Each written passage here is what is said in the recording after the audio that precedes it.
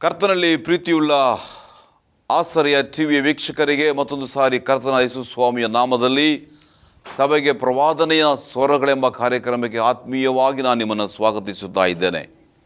ದೇವರು ನನಗೆ ಕೊಡಲ್ಪಟ್ಟ ಸಭೆಯ ಕುರಿತಾದಂಥ 5 ಅಂಶಗಳು.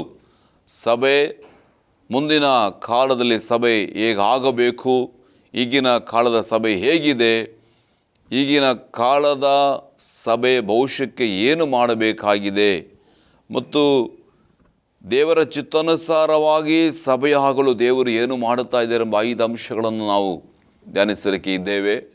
ಈಗಾಗಲೇ ನಾವು 4ನೇ ಅಂಶದಲ್ಲಿ ನಾವು ಇದ್ದೇವೆ. ಈಗಿನ ಕಾಲದ ಸಭೆಯು ಭವಿಷ್ಯಕ್ಕೆ ಏನು ಮಾಡಬೇಕೆಂಬ ವಿಚಾರವನ್ನು ಧ್ಯಾನಿಸಿಕೊಂಡು ಬರುತ್ತಾ, ಅದರಲ್ಲಿ ಸಭೆಯು ಶುದ್ಧೀಕರಣವಾಗಬೇಕು, ಸಭೆ ದೇವರ ಸಂಬಂಧದಲ್ಲಿ ಬೆಳೆಯಬೇಕು, ಸಭೆಯು ದೇವರ ಸೇವಕರ ಐಕ್ಯದಲ್ಲಿ ಇರಬೇಕು, ಸಭೆಯ ವಿಶ್ವಾಸಿಗಳು ದೇವರ ಐಕ್ಯದಲ್ಲಿ ಇರಬೇಕೆಂಬುದಾಗಿ. 5ನೇದಾಗಿ ಸಭೆಯು ಲೋಕಕ್ಕೆ ಆಶೀರ್ವಾದವಾಗಿರಬೇಕೆಂಬುದರಲ್ಲಿ 1-2 ಭಾಗವನ್ನು ನಾವು ಧ್ಯಾನಿಸಿದೆವು.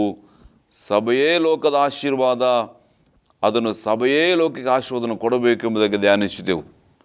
ಈಗಿನ 6ನೇ ಅಂಶದಲ್ಲಿ ನಾವು ನೋಡಿದಾಗ ಸಭೆಯು ಲೋಕದ ಮೇಲೆ ಅಧಿಕಾರವನ್ನು ಚಲಾಯಿಸಬೇಕು ಎಂಬುದಾಗಿ.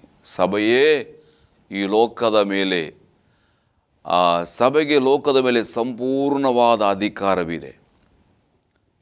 ಈ ಲೋಕದಲ್ಲಿ ಬೇರೆ ಯಾರಿಗೂ ಅಧಿಕಾರವಿಲ್ಲ.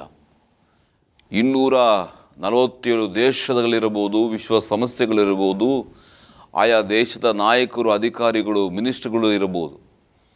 ಆದರೆ ಅವರೆಲ್ಲರಿಗೂ ಈ ಲೋಕದ ಮೇಲೆ ಅಧಿಕಾರವಿಲ್ಲ. ಆಯಾ ದೇಶ, ಆಯಾ ಪ್ರಾಂತಗಳ ಮೇಲೆ ಅಧಿಕಾರ ಇರುವುದು. ಸಂಪೂರ್ಣವಾದ ಈ ಲೋಕದ ಮೇಲೆ ಅಧಿಕಾರ ಇರುವುದು ಸಭೆಗೆ ಮಾತ್ರ. ಅಂದರೆ ಸಭೆಯ ಒಳಗಿರುವಂಥ ವಿಶ್ವಾಸಿಗಳು, ಸೇವಕರುಗಳಿಗೆ ಮಾತ್ರ ಸಂಪೂರ್ಣ ಅಧಿಕಾರವಿರುವುದು. ಚೆನ್ನಾಗಿ ತಿಳ್ಕೊಳ್ಳಿರಿ ದೇವರ ಮಕ್ಕಳೇ, ಸಭೆಗೆ ಭೂಲೋಕದ ಮೇಲೆ, ಎಲ್ಲ ಸೃಷ್ಟಿಗಳ ಮೇಲೆ, ಇವತ್ತು ಭೂಲೋಕ, ಪರಲೋಕ, ಸೂರ್ಯ, ಚಂದ್ರ, ನಕ್ಷತ್ರಗಳು, ಸೈತಾನನ ಗುಂಪಿನ ಮೇಲೆ ಸಂಪೂರ್ಣವಾದ ಅಧಿಕಾರ ನಿನಗುಂಟು. ಪರಲೋಕದಲ್ಲಿ ದೇವದೂತರ ಮೇಲೆಯೂ ನಿನಗೆ ಅಧಿಕಾರ ಉಂಟು. ಸಭೆ ಚೆನ್ನಾಗಿ ಅರ್ಥ ಮಾಡ್ಕೋ. ಮತ್ತಾಯನ ಸುವಾರ್ತೆ 16ನೇ ಅಧ್ಯಾಯ 18-19 ವಚನವು ಹೇಳುವ ಪ್ರಕಾರ, ಈ ಬಂಡೆ ಮೇಲಿನ ಸಭೆ ಕಟ್ತಾನೆ, ಪಾತಾಳದ ಬಳಗಲು ಅದನ್ನು ಸೋಲಿಸಲಾರದು. ಸೈತಾನನ ಮೇಲೆ, ಗುಂಪಿನ ಮೇಲೆ ನಿನಗೆ ಅಧಿಕಾರವಿದೆ. ಪರಲೋಕದ ಬೀಗದ ಕೈ ನೀನು ಕೊಡಲ್ಪಟ್ಟಿದೆ. ಈ ಪರಲೋಕದಲ್ಲಿ, ಭೂಲೋಕದ ಏನು ಬಿಚ್ಚಿದೆಯೋ ಅದು ಪರಲೋಕದಲ್ಲಿ ಬಿಚ್ಚಲ್ಪಟ್ಟಿರುವುದು, ಈ ಭೂಲೋಕದ ಏನು ಕಟ್ಟುತ್ತೆಯೋ ಅದು ಪರಲೋಕದಲ್ಲಿಯೂ ಕಟ್ಟಲ್ಪಟ್ಟಿರುವುದು ಎಂಬುದಾಗಿ ಅಲ್ಲಿ ಅಧಿಕಾರವನ್ನು ನಾವು ಗಮನಿಸ್ತೇವೆ. ಮತ್ತಾಯನ ಸುವಾರ್ತೆ 28ನೇ 18ನೇ ವಚನ, ಪರಲೋಕದಲ್ಲಿ ಭೂಲೋಕದ ಎಲ್ಲ ಅಧಿಕಾರವು ನನಗೆ ಕೊಡಲ್ಪಟ್ಟಿದೆ, ಅದನ್ನು ನಾನು ನಿಮಗೆ ಕೊಡುವುದರಿಂದ ನೀವು ಭೂಲೋಕದ ಕಡೆಗೆ ಹೋಗಿ ಧೈರ್ಯದಿಂದ ಸುವಾರ್ತೆನೆ ಸಾರಿ ಎಲ್ಲರನ್ನು ದೇವರ ಮಕ್ಕಳಾಗಿ ಮಾಡಿರಿ ಎಂಬುದಾಗಿ ಅಧಿಕಾರವನ್ನು ಯೇಸು ಸ್ವಾಮಿ ಕೊಡುವುದನ್ನು ನಾವು ಗಮನಿಸ್ತೇವೆ. ಹಾಗಾದರೆ ನನ್ನ ಪ್ರಿಯ ದೇವರ ಮಕ್ಕಳೇ, ಈ ಅಧಿಕಾರವನ್ನು ಕೊಟ್ಟು ನಿಮ್ಮನ್ನು ಎಲ್ಲಿ ಕುಂಡಿಸಿದ್ದಾರೆ? ಎಫೆಸ 1:2ನೇ ಅಧ್ಯಾಯ 7ನೇ ವಚನ, ಸಿಂಹಾಸನದಲ್ಲಿ ನಿಮ್ಮನ್ನು ಕುಂಡಿಸಿದ್ದಾರೆ. ಎಲ್ಲ ಅಧಿಕಾರವು ನಿನ್ನ ಕೈಯಲ್ಲಿದೆ. ಈ ದಿನದಲ್ಲಿ ನೀನೇ ಪರಲೋಕದ ರಾಯಭಾರಿ. ಮಾತ್ರವಲ್ಲ, ಈ ಲೋಕದ ಬಲಿಷ್ಠನೂ ಹೌದು. ಈ ಲೋಕದ ಬಲಿಷ್ಠನೂ ಹೌದು, ಸೈತಾನನಲ್ಲ ಬಲಿಷ್ಠನು. ಇವತ್ತು ಇಲ್ಲಿವರೆಗೂ ಸಭೆಯೊಳಗೊಂದು ತಪ್ಪಾದ ಉಪದೇಶಗಳು ಬಂದು ನಮಗೆ ಗಲಿಬಿಲಿ ಆಗ್ತದೆ. ಯಾರಪ್ಪ ಬಲಿಷ್ಠನು? ಅವನ, ನಾವ? ಯೇಸು ಸ್ವಾಮಿಯ? ಆಯಾ ದೇಶಗಳ ಮೇಲೆ, ಆಯಾ ರಾಜ್ಯಗಳ ಮೇಲೆ ಬಲಿಷ್ಠನು ಬಂದು ಕುತ್ಕೊಂಡ್ಬಿಟ್ಟಿದ್ದಾನೆ, ಸಿಂಹಾಸನ ಹಾಕಿ ಕುತ್ಕೊಂಡ್ಬಿಟ್ಟಿದ್ದಾನೆ. ಅವನು ಹೇಗೆ ನಾವು ಜಯಿಸೋದು, ಅವನಿಂದ ಹೇಗೆ ನಾವು ಕಿತ್ತುಕೊಳ್ಳೋ, ಆ ಜನರನ್ನು ಅಪಹರಿಸೋದು, ಕಟ್ಟಿ ಹಾಕದೆ ಅವನ ಮನೆ ಸುಲುಕೊಳ್ಳೋಕೆ ಆಗೋದಿಲ್ಲ ಎಂಬುದಾಗೆಲ್ಲ ವಿಧವಾದಂಥ ದುರುಪದೇಶಗಳು, ತಿಳುವಳಿಕಿಲ್ಲದ ಉಪದೇಶಗಳು. ಕಾಲಗಳು ಬಂದಾಗಲೇ ದೇವರು ಆಯಾ ವಾಕ್ಯಗಳು, ಆಯಾ ಸತ್ಯಗಳನ್ನು ರೆವಲ್ಯೂಷನ್ ಪ್ರಕಟಣೆ ಕೊಡ್ತಾರೆ. ಇವತ್ತು ನಿಮಗೆ ಕೊಡುತ್ತಿರುವಂಥದ್ದು ಒಂದು ಮಹಿಮೆಯಾದ ರೆವಲ್ಯೂಷನ್. ಕಳೆದ ಸಂಚಿಕೆಗಳನ್ನು ಕೊಟ್ಟಿದ್ದೆ, ಈಗಲೂ ಕೊಡಲಿಕ್ಕೆ ನಾನು ಬಯಸ್ತಾ ಇದ್ದೇನೆ. ಮತ್ತಾಯನ ಸುವಾರ್ತೆ 12ನೇ ಅಧ್ಯಾಯ 29ನೇ ವಚನ, ಲೂಕನ ಸುವಾರ್ತೆ 11ನೇ ಅಧ್ಯಾಯ 21-22 ವಚನ, ಅಲ್ಲಿ ಭಾಳ ಸ್ಪಷ್ಟವಾಗಿ ಹೇಳುತ್ತದೆ, ಬಲಿಷ್ಠನು ತನ್ನ ಮನೆಯನ್ನು ಕಟ್ಟಿ ಹಾಕದೆ ಆ ಮನೆಯನ್ನು ಸುಲುಕೊಳ್ಳೋಕೆ ಆಗೋದಿಲ್ಲ.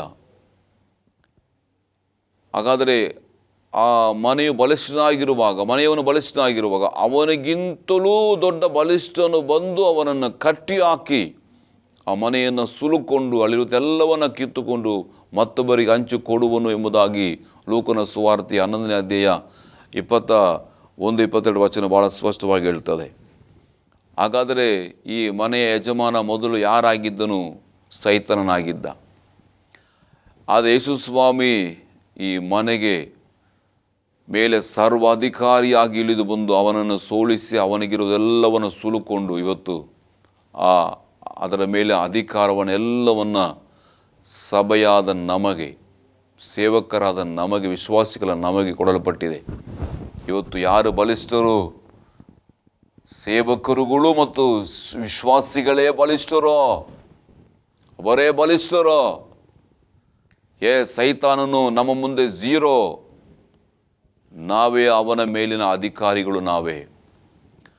ನಾವು ಹೇಳಿದ ಹಾಗೆ ಈ ಲೋಕ ಕೇಳ್ತದೆ. ಏನು ಪಾಸ್ಟ್ರೆ ಹಿಂಗೆ ಹೇಳ್ತೀರಾ? ಕೇಳ್ತದೆ. ಈ ನಮ್ಮ ದೇಶದ ಪ್ರಧಾನಿ ಕೇಳಬೇಕು, ರಾಷ್ಟ್ರಪತಿಗಳು ಕೇಳಬೇಕು, ವಿಶ್ವಸಂಸ್ಥೆಯ ನಾಯಕರುಗಳು ಕೇಳಬೇಕು,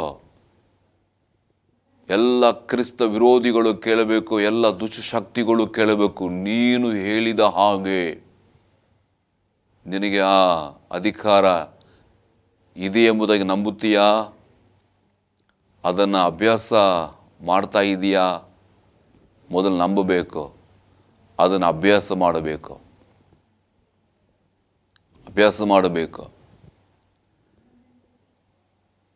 ಒಂದೇ ಸಾರಿ ನಾವು ಬೆಳೀಲಿಕ್ಕಾಗಲ್ಲ. ಯೇಸು ಸ್ವಾಮಿ ತನ್ನ ಶಿಷ್ಯರಿಗೆ 3 ವರ್ಷಗಳು ಪಾಠ ಕಳಿಸಿಕೊಡ್ತಲೇ ಇದ್ದರು.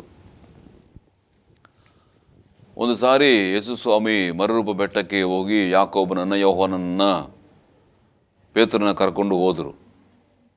ಇಲ್ಲಿ ಬೆಟ್ಟದ ಕೆಳಗೆ 9 ಶಿಷ್ಯರಿದ್ದಾರೆ. ಅವರ ಬಳಿಯಲ್ಲಿ ಒಬ್ಬ ತಂದೆ ತನ್ನ ಮಗನ ಕರ್ಕೊಂಡು ಬಂದು, ಅವನು ಬಹಳ ದೆವ್ವಪೀಡಿತನಾಗಿ ಕಾಯಿಲೆಯಿಂದ ನರಳುತ್ತಾ ಇದ್ದಾನೆ, ದಯಮಾಡಿ ನನ್ನ ಮಗನಿಗೆ ಬಿಡುಗಡೆ ಕೊಟ್ಟರೆ ಎಂಬುದಾಗಿ ಕೇಳಿದರು. ಆದರೆ ವಿಶ್ವಾಸಿಗಳು, ಆ ಶಿಷ್ಯರುಗಳು ಬಹಳ ಸತತ ಪ್ರಯತ್ನ ಮಾಡಿದಾಗಲೂ ಕೂಡ ಅವರಿಂದ ಏನೂ ಆಗಲಿಲ್ಲ. ಆಗ ಯೇಸು ಸ್ವಾಮಿ ಬೆಟ್ಟದ ಕೆಳಗೆ ಇಳಿದು ಬರ್ತಾ ಇದ್ದಾರೆ. ಮತ್ತಾಯನ ಸುವಾರ್ತೆ 17ನೇ ಅಧ್ಯಾಯದಲ್ಲಿ ಇಳಿದು ಬರ್ತಾ ಇದ್ದಾರೆ. ಇಳಿದು ಬರುವಾಗ ಅಲ್ಲಿ ಆ ತಂದೆ ಓಡಿ ಹೋಗಿ ಯೇಸು ಸ್ವಾಮಿ ಹತ್ರ ಹೋಗಿ ವಿಜ್ಞಾಪಿಸಿಕೊಳ್ಳುತ್ತಾ ಇದ್ದಾರೆ, ಸ್ವಾಮಿ ದಯಮಾಡಿ ನನ್ನ ಮಗನನ್ನು ಉಳಿಸಿರಿ, ನಿಮ್ಮ ಶಿಷ್ಯರ ಹತ್ರ ನಾನು ತೆಗೆದುಕೊಂಡು ಹೋದೆ, ಅವರಿಂದ ಆಗಲಿಲ್ಲ, ನೀವು ನನ್ನ ಮಗನನ್ನು ಕೈ ಬಿಡಬೇಡ್ರಿ ಎಂಬುದಾಗಿ ಬೇಡಿಕೊಳ್ಳುತ್ತಾ ಇದ್ದಾರೆ. ಆಗ ಅವರು ಯೇಸು ಸ್ವಾಮಿ ಬಂದು ಆ ಮಗನನ್ನು ತಂದೆ ನಿನ್ನ ಮಗನ ಕರ್ಕೊಂಡು ಬಾ ಅಂತ ಹೇಳಿ ಕರ್ಕೊಂಡು ಬಂದಾಗ ಇವನಿಗೆ ಎಲ್ಲಿಂದ ಈ ಕಾಯಿಲೆ ಬಂತು? ಚಿಕ್ಕವನಿಂದಲೂ ಎಂಬುದಾಗಿ ಹೇಳುವಾಗ ಯೇಸು ಸ್ವಾಮಿ ಅವನಿಗೆ ದೆವ್ವವನ್ನು ಗದರಿಸಿದಾಗ ಅದು ಅವನನ್ನು ಬಿಟ್ಟು ಹೋಯಿತು. ಅವನು ಸಂಪೂರ್ಣವಾಗಿ ಸೌಖ್ಯನಾದ. ಆ ಯೇಸು ಸ್ವಾಮಿ ಅವನನ್ನು ಯೇಸು ಸ್ವಾಮಿ ಹತ್ರ ಬಂದು ಶಿಷ್ಯರು ಕೇಳ್ತಾ ಇದ್ದಾರೆ, ಸ್ವಾಮಿ ನಾವು ಪ್ರಯತ್ನ ಮಾಡಿದಾಗ ಆಗಲಿಲ್ಲ, ನಿಮ್ಮಿಂದ ಅದು ಹೇಗಾಯಿತು, ನಮ್ಮಿಂದ ಯಾಕೆ ಆಗಲಿಲ್ಲ ಎಂಬುದಾಗಿ ಆ ಪ್ರಶ್ನೆ ಕೇಳುವಾಗ, ದೇವರ ಮಕ್ಕಳೇ, ಮತ್ತಾಯನ ಸುವಾರ್ತೆ 17ನೇ ಅಧ್ಯಾಯದಲ್ಲಿ ಅದರ 20-21 ವಚನ ಹೀಗೆ ಹೇಳ್ತದೆ, ನಿಮಗೆ ನಂಬಿಕೆ ಕಡಿಮೆಯಾಗಿರುವುದರಿಂದಲೇ ಆಗಲಿಲ್ಲ. ನಿಮಗೆ ಸತ್ಯವಾಗಿ ಹೇಳುತ್ತೇನೆ, ಸಾಸಿವೆ ಕಾಲಷ್ಟು ನಂಬಿಕೆ ನಿಮಗೆ ಇರುವುದಾದರೆ ಈ ಬೆಟ್ಟಕ್ಕೆ ಇಲ್ಲಿಂದ ಕಿತ್ತುಕೊಂಡು ಹೋಗು ಎಂದು ಹೇಳಿದರೂ ಅದು ಹೋಗುವುದು, ಮತ್ತು ನಿಮ್ಮ ಕೈಯಿಂದ ಆಗದೇ ಇರುವಂಥದ್ದು ಒಂದೂ ಇರುವುದಿಲ್ಲ ಎಂಬುದಾಗಿ. ನೋಡಿ, ಎಂಥ ಒಂದು ಮಹಿಮೆಯಾದ ವಾಕ್ಯ. ನಂಬಿಕೆ ನಮ್ಮಲ್ಲಿ ಕಡಿಮೆಯಾಗಿರುವುದರಿಂದಲೇ ನಾವಿಂತಹ ಸಾಹಸ ಕಾರ್ಯಕ್ಕೆ ಕೈ ಹಾಕುವುದಿಲ್ಲ. ಯಾರು ಹೆಂಗನ ಮಾಡ್ಕೊಂಡು ಹೋಗಲಿ, ದೇವರೇ ನಮಗೆಲ್ಲ, ದೇವರಿದ್ದಾರೆ, ಅವರೆಲ್ಲ ಮಾಡ್ಕೊಂಡು ಹೋಗಲಿ, ನಮಗೇನು 3 ಹೊತ್ತು ಊಟ ಸಿಗ್ತಾ ಇದೆಯಾ, ಪಾಕೆಟಲ್ಲಿ 4 ಕಾಸು ಇದೆಯಾ, ಅಕೌಂಟಲ್ಲಿ ಬ್ಯಾಲೆನ್ಸ್ ಇದೆಯಾ, ಸಾಕು, ನಾವು ಇದರಲ್ಲೇ ಮುಂದುವರಿಯೋಣ, ನಾವು ಯಾಕೆ ಇಲ್ಲದ ಸಾಹಸ ಕೈ ಹಾಕಬೇಕು ಎಂಬುದಾಗಿ ನಾವು ಬಾಯಿ ಮುಚ್ಚಿಕೊಂಡು ಮನೆಯಲ್ಲಿ ಕೂತ್ಕೊಂಡ್ಬಿಟ್ಟಿರ್ತೇವೆ. ದೇವರು ಅದಕ್ಕಾಗಿ ನಿನ್ನಲ್ಲಿ ಇಟ್ಟಿಲ್ಲ. ಲೋಕದ ಮೇಲೆ ನೀನು ಏನು ಮಾಡಬೇಕು? ಲೋಕದ ಮೇಲೆ ನಿನ್ನ ಅಧಿಕಾರಿಯಾಗಿ ಇಟ್ಟಿದ್ದಾರೆ. ನೀನೇ ಕಾವಲುಗಾರ, ನೀನೇ ಯಜಮಾನ, ನೀನೇ ದೊರೆತನ ಮಾಡಬೇಕು. ಎಲ್ಲವನ್ನ ಆಳ್ವಿಕೆ ಮಾಡುವಂಥ ಜವಾಬ್ದಾರಿ ನಿನ್ನದಾಗಿದೆ. ಎಲ್ಲವನ್ನ ಆಳ್ವಿಕೆ ಮಾಡುವ ಜವಾಬ್ದಾರಿ ನಿನ್ನದಾಗಿದೆ. ಎಸ್, ಎಲ್ಲವುಗಳ ಮೇಲೆ ಅಧಿಕಾರಿ ನೀನೇ. 247 ದೇಶಗಳ ಮೇಲೆ ಅಧಿಕಾರಿ ಯಾರು? ನೀನೇ. ಈ ದೇಶದ ಮೇಲೆ ಅಧಿಕಾರಿ ಯಾರು? ನೀನೇ. 7 ಖಂಡಗಳ ಮೇಲೆ ಅಧಿಕಾರಿ ಯಾರು? ನೀನೇ. ಆಕಾಶದ ಸೂರ್ಯ ಚಂದ್ರ ನಕ್ಷತ್ರ ಗ್ಯಾಲಕ್ಸಿಗಳ ಮೇಲೆ ಎಲ್ಲ ಅಧಿಕಾರಿ ಯಾರು? ನೀನೇ. ನಿನ್ನ ಅಧಿಕಾರವಿಲ್ಲದೆ ಅಲ್ಲಿ ಏನು ನಡೆಯೋದಿಲ್ಲ. ನಿನಗೆ ಗೊತ್ತಿಲ್ಲ ಪಾಪ, ನಿನ್ನ ಪಾಡಿಗೆ ನಿನ್ನ ಭೂಮಿಯೊಳಗೆ, ನಿನ್ನ ಮನೆಯೊಳಗೆ, ನಿನ್ನ ಸಭೆಯೊಳಗೆ ನೀನು ಕೂತ್ಕೊಂಡು ಇದೆಯಾ. ಒಂದು ಬಾವಿ ಒಳಗಿರುವ ಕಪ್ಪೆಯ ಹಾಗೆ ಆ ಕಪ್ಪೆ ತಿಳ್ಕೊಳ್ತದೆ, ಇದೇ ನನ್ನ ಸರ್ವಸ್ವ, ಇದೇ ನನ್ನ ಲೋಕ, ಇದೇ ನನಗೆಲ್ಲ, ಬೇರೆ ಏನು ಇಲ್ಲ ಎಂಬ ತಿಳ್ಕೊಂಡಿರ್ತದೆ ಆ ಕಪ್ಪೆ. ಆ ಕಪ್ಪೆ ಮೇಲೆ ಬಂದಾಗಲೇ ಗೊತ್ತಾಗ್ತದೆ, ಇಂಥ 100 ಸಾವಿರಾರು ಬಾವಿಗಳಿವೆ, ನದಿಗಳಿವೆ, ಸಮುದ್ರಗಳಿವೆ, ಆಕಾಶ ಒಂದಿವೆ, ಅಲ್ಲಿ ಅನೇಕ ಸೂರ್ಯಚಂದ್ರ ನಕ್ಷತ್ರಗಳಿವೆ ಎಂಬುದಾಗಿ ಮೇಲೆ ಬಂದಾಗಲೇ ಗೊತ್ತಾಗೋದು. ನೀವು ತಿನ್ನು ಬಾವಿಯ ಒಳಗೆ ಕಪ್ಪೆಗಳಾಗಿಯೇ ಜೀವನ ಮಾಡ್ತಾ ಇದ್ದೀರಾ. ಸಭೆಯೇ, ವಿಶ್ವಾಸಿಯೇ, ಕೇಳು, ನಿನಗೆ ದೇವರು ಸರ್ವ ಅಧಿಕಾರವನ್ನು ಕೊಟ್ಟಿದ್ದಾರೆ. ಸರ್ವ ಅಧಿಕಾರವನ್ನು ಕೊಟ್ಟಿದ್ದಾರೆ. ಈ ಭೂಮಂಡಲದ ಮೇಲೆ, ಎಲ್ಲ ಸೃಷ್ಟಿಗಳ ಮೇಲೆ, ಎಲ್ಲ ಜೀವರಾಶಿಗಳ ಮೇಲೆ, ಎಲ್ಲ ದೇಶಗಳ ಮೇಲೆ, ದೇಶದ ಪ್ರತಿಯೊಂದು ಶಾಸನಗಳ ಮೇಲೆ, ಎಸ್, ಪ್ರತಿಯೊಂದು ದೊರೆತನ, ಅಧಿಕಾರ, ರಾಜ್ಯತ್ವಗಳ ಮೇಲೆ ಅಧಿಕಾರ ಇದೆ. ಎಫೆಸ ಬರೆದ ಪತ್ರಿಕೆ 1ನೇ ಅಧ್ಯಾಯದ 21, 22, 23 ವಚನದಲ್ಲಿ ಹೇಳ್ತಾ ಇದೆ, ಎಲ್ಲ ದೊರೆತನಗಳು, ಅಧಿಕಾರಿಗಳು, ಸಿಂಹಾಸನಗಳು, ಈಗಿನ ಲೋಕ, ಬರುವ ಲೋಕ ಎಲ್ಲವುಗಳು ಯೇಸುವಿನ ಪಾದಗಳ ಕೆಳಗೆ ಹಾಕಲ್ಪಟ್ಟಿದೆ. ಅದಕ್ಕೆಲ್ಲವೂ ಯೇಸು ಸ್ವಾಮಿಯ ಶಿರಸ್ಸು. ಶಿರಸ್ಸು ಯಾವುದು? ಇವತ್ತು ಸಭೆ. ಹಾಗಾದರೆ ಸಭೆಗೆ ಅದೆಲ್ಲವೂ ಅಧೀನವಾಗಿದೆಯಾ? ಎಲ್ಲವೂ ಅಧೀನವಾಗಿದೆ. ನಿನಗೆ ಕೊಡಲ್ಪಟ್ಟಿದೆಯಾ? ಹೌದು, ನಿನಗೆ ಕೊಡಲ್ಪಟ್ಟಿದೆ. ನೀನೇ ಅದಕ್ಕೆ ಯಜಮಾನನ? ಹೌದು, ನೀನೇ ಯಜಮಾನ. ಏಸು ಮರೆಯಾಗಿರ್ತಾರೆ, ನೀನು ಮುಂದಾಲೋತ್ತದಲ್ಲಿ ನೀನು ಮುಂದಾಗಿರಬೇಕು, ಅವರು ಹಿಂದೆ ಇರ್ತಾರೆ. ನೀನು ಮುಂದೆ ಹೋದರೆ ಅವರೆಲ್ಲ ಕಾರ್ಯವನ್ನು ಮಾಡ್ತಾ ಇರ್ತಾರೆ. ನೀನು ಹಿಂದೆ ಕೂತ್ಕೊಂಡಿದ್ದರೆ, ನೀನು ಮುಂದೆ ಹೋಗದೆ ಹಿಂದೆ ಬಂದರೆ ಏನು ಮಾಡೋಕ್ಕಾಗಲ್ಲ. ಐಗುಪ್ತ ದೇಶದಲ್ಲಿ ಇಸ್ರಾಯೇಲ್ ಜನರನ್ನು ಬಿಡಿಸಲಿಕ್ಕಾಗಿ ಯೇಸು ಮೋಶೆಯನ್ನು ಮುಂದಾಲೋತ್ತದಲ್ಲಿ ಕಳಿಸಿದರು. ಮುಂದೆ ನೀನು ಹೋಗಪ್ಪ, ನಾನು ಹಿಂದೆ ಇರ್ತೇನೆ, ನಿನ್ನ ಬೆನ್ನೆಲುಬಾಗಿರ್ತೇನೆ, ನಿನ್ನ ಬಾಯಿಗೆ ಬಾಯಿ ಆಗಿರ್ತೇನೆ, ನಿನ್ನ ಕೈಗೆ ಕೈ ಆಗಿರುತ್ತೇನೆ. ನಿನ್ನದೆಲ್ಲ ಯುದ್ಧ, ನಂದು ಯುದ್ಧ, ಜಯ. ನಾನು ಯುದ್ಧ ಮಾಡಿ ಜಯವನ್ನು ನನ್ನ ಜಯಶಾಲಿಯಾಗಿ ನಾನು ಮಾಡ್ತೇನೆ. ಈ ರಹಸ್ಯ ಚೆನ್ನಾಗಿ ಅರ್ಥ ಆಗ್ತಾ ಇದೆಯಾ ದೇವರ ಮಕ್ಕಳೇ? ದಾವೀದನು ಯುದ್ಧ 100 ಯುದ್ಧಗಳನ್ನು ಮಾಡಿದ. ಆದರೆ ಅವನಿಗೆ ಗೊತ್ತು, ಯುದ್ಧವು ಯೆಹೋವನು ನನ್ನದಲ್ಲ, ನನಗೆ ಜಯ ಕೊಡುವುದು ದೇವರೇ. ನನ್ನ ಬಂಡೆಯೂ ಅವರೇ, ನನ್ನ ಕೋಟೆಯೂ ಅವರೇ, ನನ್ನ ದುರ್ಗೂ ಅವರೇ, ನನ್ನ ಆಶೆಯೂ ಅವರೇ, ನನ್ನ ಬಲವೂ ಅವರೇ, ಎಲ್ಲವೂ ಅವರೇ. 18ನೇ ಕೀರ್ತನೆ 1-2 ವಚನದಲ್ಲಿ ಭಾಳ ಸ್ಪಷ್ಟವಾಗಿ ದಾವೀದನು ಹೇಳ್ತಾ ಇದ್ದಾನೆ, ಎಲ್ಲವೂ ನನಗೆ ಅವರೇ, ಅವರಿಂದಲೇ ನಾನು ಇವತ್ತು ಈ ಸ್ಥಾನಕ್ಕೆ, ಮಾನಕ್ಕೆ ನಾನು ಬಂದಿರುವುದು. ಹಾಗಾದರೆ ದೇವರ ಮಗನೇ, ಮಗಳೇ, ಇವತ್ತು ಅಧಿಕಾರ ಯಾರು? ದೇವರದು. ಅದನ್ನು ಯಾರಿಗೆ ಕೊಟ್ಟಿದ್ದಾರೆ? ನಿನಗೆ ಕೊಟ್ಟಿದ್ದಾರೆ. ನೀನು ಅಧಿಕಾರಿಯಾಗಿ ಕಾಣ್ತಾ ಇದೀಯಾ? ಇಲ್ಲ. ಯಾರು ಅಧಿಕಾರ ನಡೆಸಲಿ, ನಾನು ಸಾಧಾರಣ ಒಂದು ಪ್ರಜೆಯಾಗಿ ಒಂದು ಮೂಲೆಯಲ್ಲಿ ಕೂತ್ಕೊಂಡಿರ್ತೇನೆ ಅಂತ ಹೇಳ್ತಾ ಇದ್ದೀಯಾ? ಸಭೆಯೇ ನಾನು ನಿನ್ನ ಪ್ರಶ್ನೆ ಕೇಳ್ತಾ ಇದ್ದೇನೆ. ದೇವರು ನಿನ್ನನ್ನು ಸರ್ವ ಸೃಷ್ಟಿಗಳ ಮೇಲೆ ಅಧಿಕಾರಿಯಾಗಿಟ್ಟಿದ್ದಾರೆ. ನೀನೇ ಇದರಲ್ಲಿ ಇವುಗಳ ಮೇಲೆ, ಈ ಭೂಮಂಡಲದಲ್ಲಿ ದೊರೆತನ ಮಾಡಬೇಕೆಂಬುದಾಗಿ ಆದಾಮನಿಗೆ ಕೊಟ್ಟಂಥ ಅದೇ ವಾಗ್ದಾನ ಇವತ್ತು ಯೇಸು ಸ್ವಾಮಿಯ ಮೂಲಕ ನಿನಗೆ ಸಿಕ್ಕಿದೆ. ದೊರೆತನ ಮಾಡು. ಪರಲೋಕದ ರಾಜ್ಯದ ಪ್ರತಿನಿಧಿಯಾಗಿ ನಿಂತುಕೊಂಡು ದೊರೆತನ ಮಾಡು. ಎಲ್ಲ ಸೃಷ್ಟಿಗಳ ಮೇಲೆ, ಜೀವರಾಶಿಗಳ ಮೇಲೆ, ಎಲ್ಲ ದೇಶಗಳ ಮೇಲೆ, ಎಲ್ಲ ನಾಯಕರುಗಳ ಮೇಲೆ ನಿನ್ನಿಂದಲೇ ನೀತಿ, ಧರ್ಮ, ಸತ್ಯತೆ, ಈ ಸಮಾಧಾನ, ಸಂತೋಷ, ಪ್ರೀತಿ ಪ್ರತಿಯೊಂದು ಕ್ಷೇತ್ರಗಳಲ್ಲಿ ಬರಬೇಕಾದದ್ದು. ಇವತ್ತು ಒಂದು ರಾಜ್ಯ ಅಂದ ಮೇಲೆ ಅವರಲ್ಲಿ ಅನೇಕ ಮಿನಿಸ್ಟ್ರಿಗಳಿರ್ತಾರೆ, ಮುಖ್ಯಮಂತ್ರಿಯೂ ಇರ್ತಾರೆ. ದೇಶದ ಮೇಲೆ ಒಂದು ಕೇಂದ್ರ ಸರ್ಕಾರವಿರುತ್ತದೆ, ಅದರಲ್ಲಿ ಅನೇಕ ಮಿನಿಸ್ಟ್ರುಗಳಿರ್ತಾರೆ.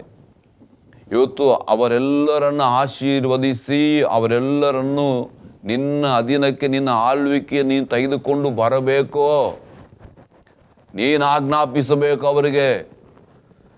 ನಿನ್ನ ಇಲಾಖೆ ಈ ರೀತಿಯಲ್ಲಿ ಆಗಬೇಕು, ಈ ರೀತಿಯಲ್ಲಿ ನಡೆಯಬೇಕು, ಹಿಂಗೆ ಇರಬೇಕು ಅಂತೇಳಿ ನೀನು ನಿನ್ನ ಅಂತರಂಗದ ಪ್ರಾರ್ಥನೆಯ ಕೋಣೆಯಲ್ಲಿ ನೀನು ಆಜ್ಞಾಪಿಸಿದರೆ ಅಲ್ಲಿ ಆಗ್ತದೆ, ಅಲ್ಲಿ ನಡೀತದೆ. ನೀನು ಇರುವ ಕ್ಷೇತ್ರದಲ್ಲಿ ಇತ್ತುಕೊಂಡು ನೀನು ಆಜ್ಞಾಪನೆ ಮಾಡಬೇಕು. ಯಾವುದಿನ ಕ್ಷೇತ್ರ? ಪ್ರಾರ್ಥನಾ ಕೋಣೆ. ಆ ಪ್ರಾರ್ಥನಾ ಕೋಣೆಯಲ್ಲಿ ಯೇಸು ಸ್ವಾಮಿಯೊಂದಿಗೆ ನೀನು ಬೆಸೆದವನಾಗಿ ಪರಿಶುದ್ಧಾತ್ಮನ ಮಾರ್ಗದರ್ಶನದ ಮೇರೆಗೆ ನೀನು ಪ್ರಾರ್ಥನೆ ಮಾಡುವವನಾಗಿರಬೇಕು. ಹೇಗೆ ಪ್ರಾರ್ಥನೆ ಮಾಡಬೇಕು ಗೊತ್ತಿಲ್ಲ. ಅದಕ್ಕೆ ರೋಮ 8:26-27 ವರ್ಷದಲ್ಲಿ ಪರಿಶುದ್ಧಾತ್ಮರೇ ನಿಮಗೆ ಅದನ್ನು ಮಾರ್ಗದರ್ಶನವನ್ನು ಕೊಟ್ಟು ನಿಮ್ಮನ್ನು ನಡೆಸ್ತಾರೆ. ಪರಿಶುದ್ಧಾತ್ಮರೇ ನಡೆಸ್ತಾರೆ ಮಾರ್ಗದರ್ಶನ ಕೊಟ್ಟು. ಹೇಗೆ, ಯಾರಿಗೆ, ಯಾವ ರೀತಿಯಲ್ಲಿ ಮಾಡಬೇಕೆಂಬುದಾಗಿ ಆ ಪರಿಶುದ್ಧಾತ್ಮನ ಆಲೋಚನೆಗೆ ನೀನು ಒಳಗಾಗುವವನಾಗಿರಬೇಕಾ. ಯೇಸು ಸ್ವಾಮಿಯೇ ಪ್ರಾರ್ಥನೆ ವೀರ. ಇಬ್ರಿಯ 7:20 ಹೇಳ್ತದೆ, ಆತನು ರಾತ್ರಿ ಹಗಲು ಆತನು ವಿಜ್ಞಾಪಿಸುವ ಆತನು ಎಂಬುದಾಗಿ. ಅವರೊಂದಿಗೂ ನೀನು ಬೆಸೆದುಕೊಂಡು, ಯೇಸು ಸ್ವಾಮಿ ಇಲ್ಲದೆ ನಾವೇನು ಮಾಡೋಕ್ಕಾಗಲ್ಲ. ಆತನ ದ್ರಾಕ್ಷ ಬಳ್ಳಿ, ನಾವೆಲ್ಲ ಕೊಂಬೆಗಳು. ಯೇಸು ಭಾಳ ಸ್ಪಷ್ಟವಾಗಿ, ನನ್ನಿಂದೆ ನಾನಿಲ್ಲದೆ ನೀವೇನು ಮಾಡೋಕ್ಕಾಗಲ್ಲ, ನೀವು ನನ್ನಲ್ಲಿಯೂ ನನ್ನ ವಾಕ್ಯವು ನಿಮ್ಮಲ್ಲಿ ಇದ್ದರೆ ನೀವೇನು ಬೇಕಾದರೂ ಮಾಡೋಕ್ಕಾಗುತ್ತೆ ಎಂಬುದಾಗಿ. ಹಾಗಾದರೆ ನೀವು ಅವರಲ್ಲಿರಬೇಕು, ಅವರ ವಾಕ್ಯ ನಿಮ್ಮ ಒಳಗೆ ಇರಬೇಕು. ಇವತ್ತು ಸತ್ಯವಾಕ್ಯಗಳ ತಿಳುವಳಿಕೆ, ಜ್ಞಾನ ನಿಮ್ಮೊಳಗಿದ್ದರೆ ಮಾತ್ರವೇ ಇಂಥ ಕಾರ್ಯವನ್ನು ಮಾಡಲಿಕ್ಕೆ ಸಾಧ್ಯ. ಇವತ್ತು ಅದು ಇಲ್ಲ. ಅದನ್ನು ತಿಳ್ಕೊಳ್ಳಲಿಕ್ಕೂ ನಮಗೆ ಸಮಯ ಇಲ್ಲ. ಸತ್ಯವಾಕ್ಯ ಓದಲಿಕ್ಕೂ ಸಮಯ ಇಲ್ಲ, ತಿಳ್ಕೊಳ್ಳೋಕ್ಕೂ ಸಮಯ ಇಲ್ಲ, ದೇವರ ವಾಕ್ಯ ಕಲೀಲಿಕ್ಕೂ ನಮಗೆ ಸಮಯ ಇಲ್ಲ. ಹಾಗಾದರೆ ದೇವರ ಸಮ್ಮುಖದಲ್ಲಿ ಕುಳಿತುಕೊಳ್ಳೋಕ್ಕೂ ನಮಗೆ ಸಮಯ ಇಲ್ಲ. 24 ಗಂಟೆಯಲ್ಲಿ ದೇವರನ್ನು ಕೊಟ್ಟಿದ್ದಾರಲ್ವ, ಎಷ್ಟು ಸಮಯನೇ ದೇವರ ಸಮ್ಮುಖದಲ್ಲಿ ಕೂತ್ಕೊಂಡು ದೇವರ ವಾಕ್ಯ ಓದ್ತಿ, ದೇವರ ವಾಕ್ಯವನ್ನು ಧ್ಯಾನ ಮಾಡ್ತಿ, ದೇವರ ವಿಶೇಷವಾದ ಮಾರ್ಗದರ್ಶನ ಪಡ್ಕೊಳ್ಳುತ್ತಿ? ಇಲ್ಲ, ಭಾಳ ಕಡಿಮೆ. ನಿನ್ನ ಸೇವೆಯೆಲ್ಲ, ನಿನ್ನ ಅಧಿಕಾರ ಎಲ್ಲ ಯಾರ ಮೇಲೆ? ನಿನ್ನ ಹೆಂಡತಿಯ ಮೇಲೆ. ನಿನ್ನ ಅಧಿಕಾರ ಎಲ್ಲ ಯಾರ ಮೇಲೆ? 4 ಸಭೆಯಲ್ಲಿ 4 ಜನ ಬಂದಿರ್ತಾರೆ ಪಾಪ. ಏನೋ ಕಷ್ಟ, ಏನೋ ಸಮಸ್ಯೆ, ಏನೋ ದುಃಖ, ಏನೋ ನೋವು ಒತ್ಕೊಂಡು ಬಂದಿರ್ತಾರೆ ಪಾಪ. ಅವರ ಮೇಲೆ ಅಧಿಕಾರ ಚಲಿಸು. ನೀನು ಅಲ್ಲಿರಬೇಕು, ನೀನು ಇಲ್ಲಿರಬೇಕು, ನೀನು ಹಂಗಿರಬೇಕು, ನೀನು ಹಿಂಗಿರಬೇಕು, ನೀನು ಹಾಗಾಗಬೇಕು, ಹೀಗಾಗಬೇಕು. ನನ್ನ ಗಾದೆ ಹೇಳಿದೆ ಆಗಲೇ, ಹೊರಗೆ ಇಲಿ, ಮನೆ ಒಳಗೆ ಹುಳಿ. ಮನೆಯೊಳಗೆ ಹುಳಿಯಾಗಿದ್ದು ಏನು ಪ್ರಯೋಜನ? ನೀನು ಹೊರಗೆ ಹುಳಿಯಾಗಿರ್ಬೇಕು, ಹೊರಗಡೆ ಟೈಗರ್ ಆಗಿರ್ಬೇಕು. ನೀನು ಒಳಗೆ ಇಲಿಯಾಗಿದ್ದರೆ ಏನು ಸಮಸ್ಯೆ ಇಲ್ಲ. ಹೊರಗಡೆ ಟೈಗರ್ ಆಗಿರಬೇಕು. ಒಳಗೆ ನೀನು ಟೈಗರ್ ಆಗಿದ್ದು ಹೊರಗಡೆ ಇಲಿಯಾಗಿದ್ದು ಏನು ಪ್ರಯೋಜನ? ಏನು ಪ್ರಯೋಜನ ಇಲ್ಲ. ನಿನ್ನ ದೇವರು ಏನಕ್ಕಾಗಿ ಕರೆದು ಅಭಿಷೇಕ ಮಾಡಿ, ಎಂಥ ಅಭಿಷೇಕ ರೀ, ರಾಜವಂಶಸ್ಥರಾದ ಯಾಜಕನಾಗಬೇಕೆಂಬ ಒಂದು ಅಧಿಕಾರ. ಇನ್ನು ದೇವರಿಗೆ ಲೇವಿಯನೂ ಆಗಿರಬೇಕು, ಲೋಕಕ್ಕೆ ರಾಜನೂ ಆಗಿರಬೇಕು.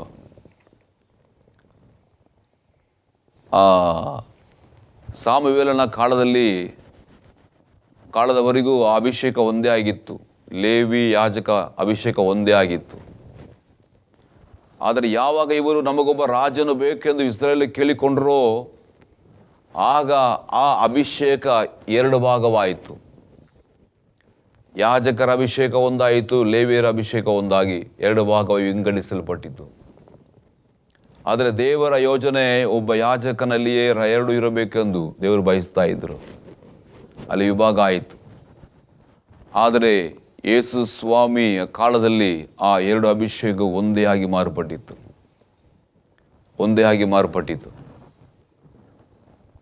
ಒಂದು ಪೇತ್ರನ ಬರೆದ 2:9 ಹಾಗೂ ಪ್ರಕಟಣೆ ಪುಸ್ತಕ 1ನೇ ಅಧ್ಯಾಯದಲ್ಲಿ 5-6 ವಚನ ನೋಡುತ್ತೇವೆ. ನಾವಲ್ಲಿ ದೇವರು ನಮ್ಮನ್ನು ಪಾಪಗಳಿಂದ ಬಿಡಿಸಿ ರಾಜ್ಯವನ್ನಾಗಿಯೂ ಯಾಜಕರನ್ನಾಗಿಯೂ ರಾಜವಂಶಸ್ಥ ರಾಜಕರನಾಗಿಯೂ ನಮ್ಮನ್ನು ಮಾಡಿದ್ದಾರೆ ಎಂಬುದಾಗಿ ಹೇಳ್ತದೆ. ಹಾಗಾದರೆ ನಿನ್ನ ಒಳಗೆ ಸರ್ವ ಅಧಿಕಾರವು ತುಂಬಿದೆ. ನೀನೇ ಅಧಿಕಾರಿ. ಈ ಲೋಕದೆಲ್ಲ ಸೃಷ್ಟಿಗೂ, ಸೂರ್ಯ ಚಂದ್ರ ನಕ್ಷತ್ರಗಳಿಗೂ, ಪರಲೋಕದಲ್ಲಿರುವಂಥ ಎಲ್ಲ ದೇವದೂತರುಗಳಿಗೂ ನಿನ್ನನ್ನು ದೇವರು ಯಜಮಾನನಾಗಿ ಇಟ್ಟಿದ್ದಾರೆ, ಅಧಿಕಾರಿಯಾಗಿಟ್ಟಿದ್ದಾರೆ.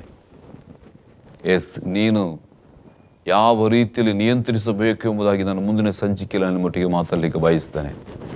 ದೇವರ ಕೃಪೆಯಿಂದ ನಾವು ಸಭೆಗೆ ಪ್ರವಾದನೆಯ ಸ್ವರಗಳು ಎಂಬ 28ನೇ ಸಂಚಿಕೆಯನ್ನು ನಾವು ದೇವರ ಕೃಪೆಯಿಂದ ನಾವು ಮುಗಿಸಿದ್ದೇವೆ. ಇನ್ನು 2 ಸಂಚಿಕೆಗಳುಂಟು ದೇವರ ಮಕ್ಕಳೇ.